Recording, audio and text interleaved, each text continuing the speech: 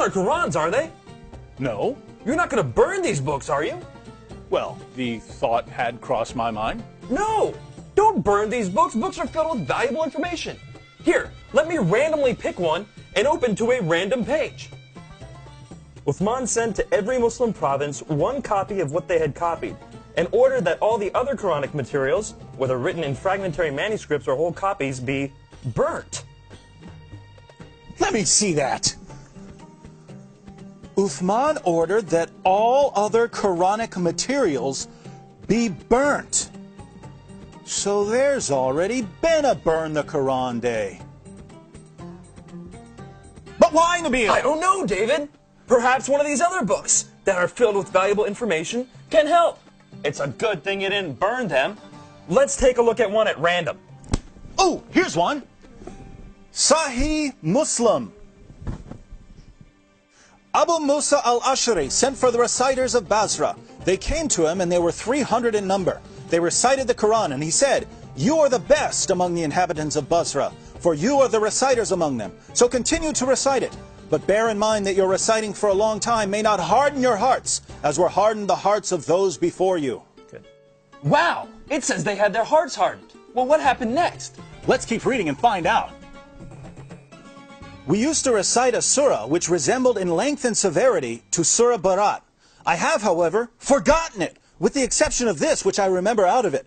If there were 2 valleys full of riches for the son of Adam, he would long for a 3rd valley, and nothing would fill the stomach of the son of Adam but dust. And we used to recite a surah which resembled one of the surahs of Musabihat, and I have forgotten it.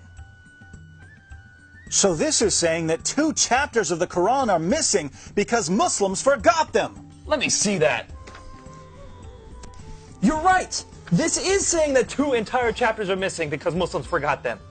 Hey, Nabil, look at this. Ubay was the best of us in the recitation of the Quran, yet we leave some of what he recites.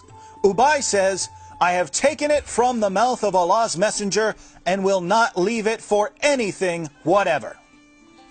Wasn't Ubay the best reciter of the Quran? Yes! And wasn't he one of the best 4 teachers of the Quran? Yes! But he says stuff in his Quran that is not in this Quran. Let me pick a random verse from this Quran and read it. Surah 33, verse 6. The Prophet is closer to the believers than their own selves, and his wives are their mothers. Oh look, here's a footnote. In some qira'as, like that of Ubay ibn Ka'b, occur also the words, "and he is a father of them." So Ubay, one of Muhammad's top teachers of the Quran, had words in his Quran that aren't in this Quran. But was he the top teacher of the Quran? Surely Zayd ibn Thabit, who put together the Quran we have today, was Muhammad's top Quran expert. Well, actually, Ibn Masud was the first name that Muhammad mentioned when it came to learning the Quran. You know, surely one of these books would have something about him. Oh, look, here it is. I heard the Prophet saying, "Learn the Quran from 4.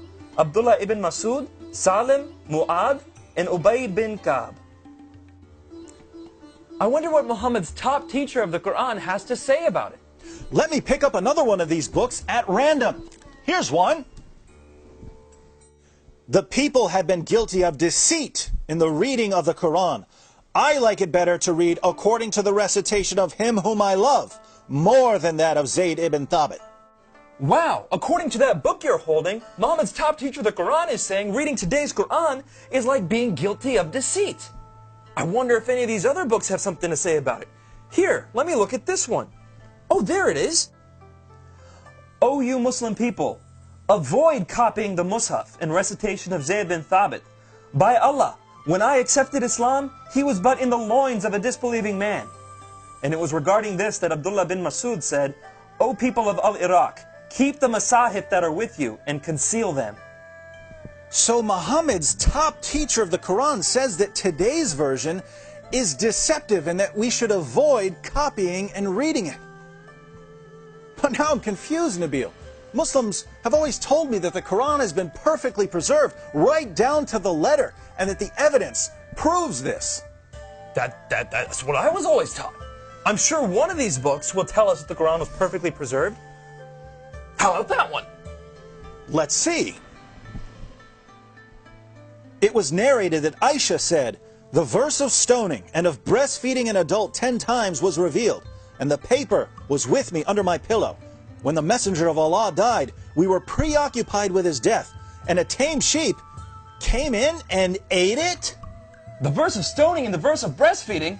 David, are these verses in the Quran? No! Then why not? Because Aisha's sheep ate them! David, we should read all these books and get to the bottom of this.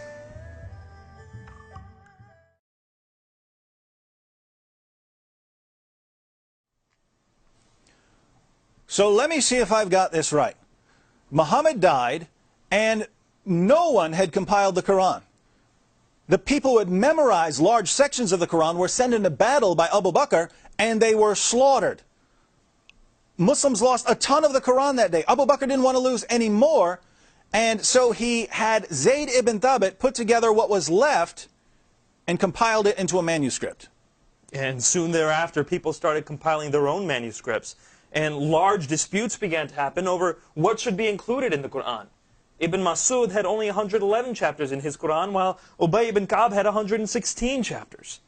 And Zayd, who compiled today's Quran, only had 114 chapters. According to Muslim sources, entire chapters of the Quran were lost. Large sections of chapters have been lost. Individual verses have been lost.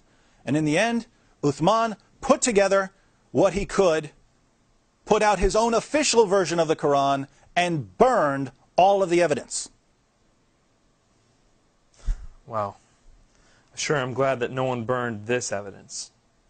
Nabil, let's agree that we're never going to burn any book, no matter how much we disagree with it. Yes.